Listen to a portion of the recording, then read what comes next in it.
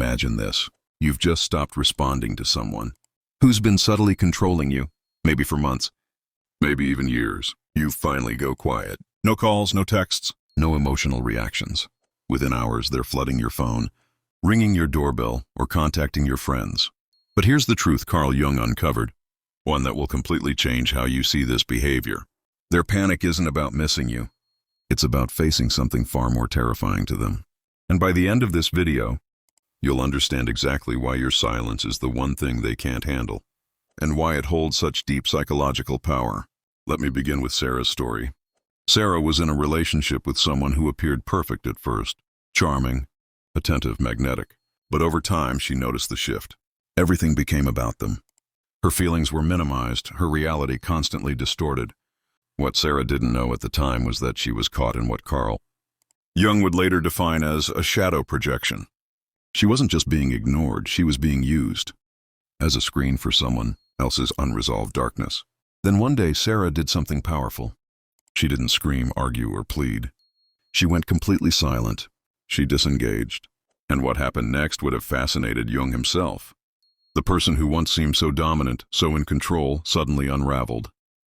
They became frantic, unstable, even childlike in their desperation. But why? The answer lies deep in Carl Jung's understanding of the human psyche. Jung taught that every individual carries within them a shadow, the hidden parts of ourselves we repress or deny. But here's the profound insight. Narcissists don't just carry a shadow. They live through it. They build their entire identity around pretending they are the light while avoiding the terrifying void underneath. And silence? Silence takes away their mirror. Jung wrote that human beings project unconscious material onto others. But narcissists do this on overdrive. They use others, especially empathic or emotionally available people, as containers for their false self. When you speak to them, react to them, even argue with them, you're unknowingly feeding their psychological system. You're keeping their identity alive. But when that input is suddenly gone, when silence falls, something terrifying begins. Let's talk about narcissistic collapse. According to Carl Jung, narcissists depend on something he called external validation loops. Their identity isn't internal, it's constructed entirely from outside reflection. Your anger confirms they matter. Your tears prove their importance. Your attention becomes their oxygen. Jung identified this dynamic as a one-sided emotional symbiosis. The narcissist thrives while the other person slowly erodes. But here's what's even more disturbing. Narcissists fear silence more than they fear your hatred. And Jung discovered why. When you go silent, you're not just withdrawing attention. You're forcing them to face the void where a real sense of self should be.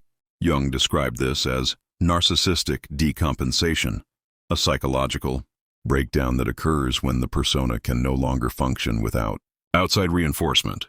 This isn't just discomfort, it's an existential crisis. What's left when all the mirrors are gone? Jung said narcissists then face the terror of non-existence. Not physical death, but psychological death. The shattering of the identity they built to protect themselves from their own emptiness. And that's why silence causes them to spiral. But Jung went deeper. He found that narcissists create elaborate false self-structures in response to early emotional trauma. These fragile constructions need constant maintenance.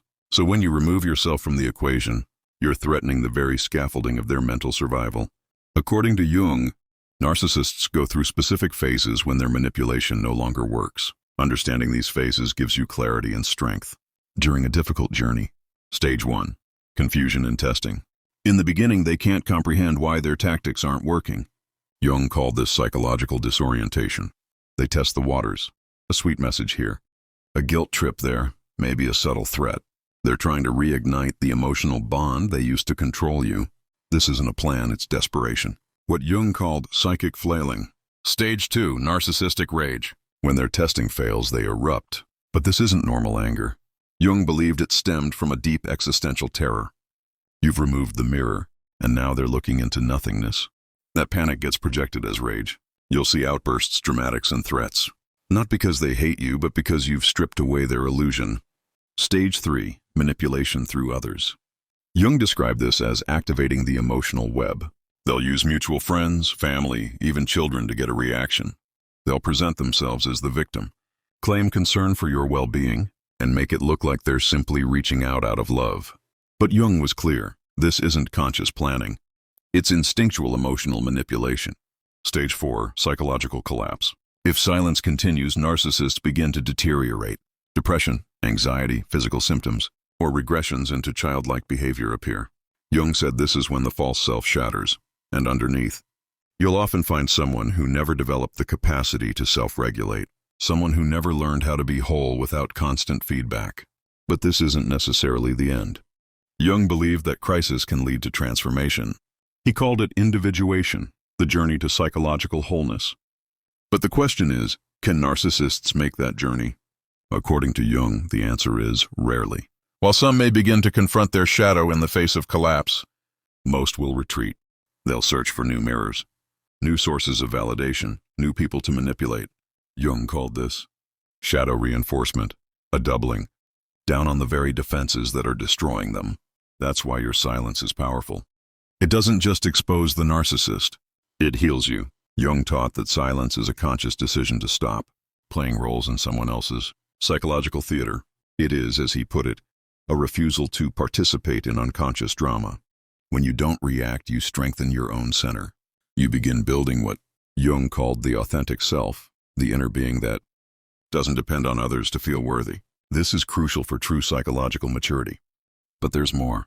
Your silence doesn't just heal you, it breaks patterns. Jung believed many families and societies operate on collective shadow projections. Silence, he said, interrupts that chain. It stops the unconscious passing down of trauma and dysfunction. And when you stay silent long enough, something even more beautiful happens. You enter the process of individuation. Jung said this is the psychological path to becoming who you truly are, separate from others, manipulations, or expectations. And narcissists? They hate this process, because individuated people cannot be controlled. They know who they are. They don't seek approval to feel real. And this threatens the very structure of narcissistic control. But Jung also warned of a challenge, what he called the individuation crisis.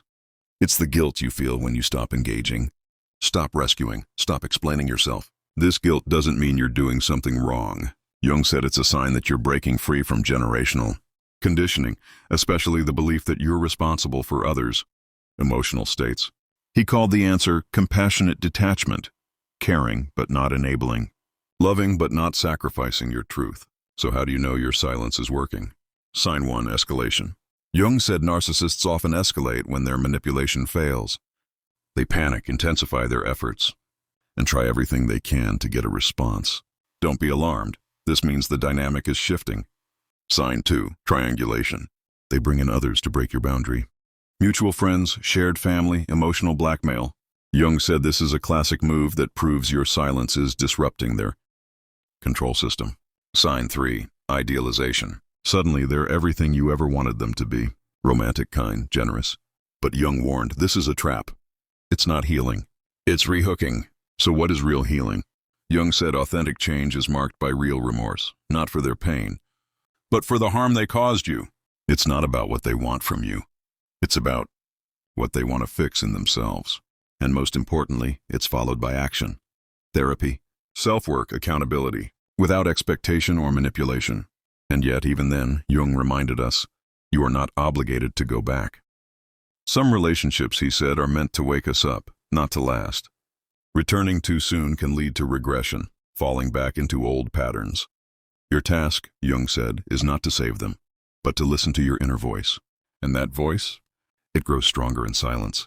Jung called this developing inner authority, the ability to trust yourself after a lifetime of being told you're wrong. Your instincts are not broken. You were simply in an environment that punished your clarity. Silence gives you space to hear yourself again. And there are practices that make this process stronger. 1, active imagination. Jung encouraged writing, art, meditation, ways to process your inner world so you don't depend on others to define it. 2, shadow work. Know your triggers, own your wounds, because when you do, they can't be used against you. 3, dream work. Jung believed dreams reveal the truth your conscious mind ignores. In toxic dynamics, dreams often scream what your waking mind whispers. And finally, conscious suffering. Jung said real growth requires the courage to sit with discomfort, to not run back, to not seek quick relief, Because when you can sit with your pain without trying to escape it, you become free. But here's what Jung found most profound. When one person in a family system begins to individuate, it changes everything. Other relationships get exposed. People who once seemed supportive might resist your growth. Why? Because your transformation threatens the roles they've been used to. Jung said this is not a sign you're doing something wrong. It's a sign you're waking up. You're not just healing yourself, you're healing the system. Breaking inherited patterns, creating space for future generations to live free. Because as Jung said, narcissism is not just a personal wound. It's a cultural illness, a collective shadow. And your silence? It is revolutionary. You may not realize it, but by choosing your authentic self over reaction, you're part of a greater healing movement. Jung believed people who survive narcissistic relationships and heal often become wounded healers. They guide others. They recognize manipulation instantly.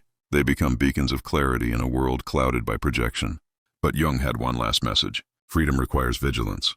Even years later, narcissists return, especially during your vulnerable seasons. Jung said they have an unconscious sense for when you're emotionally open again. Stay vigilant. Stay awake. Keep choosing conscious living over psychological sleep. Because in the end, Jung believed that those who go through the fire of psychological transformation merge with something sacred, genuine aliveness.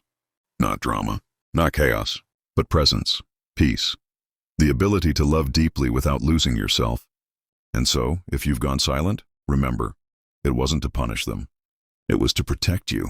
And in doing so, you may have given them their only real opportunity for transformation. That is the power of silence. That is the wisdom of Carl Jung, and that is your path to freedom. If this video resonated with you, please consider subscribing and sharing it with someone who needs this message. And if you'd like to help support more content like this, you can now leave a super thanks below. Your support means the world.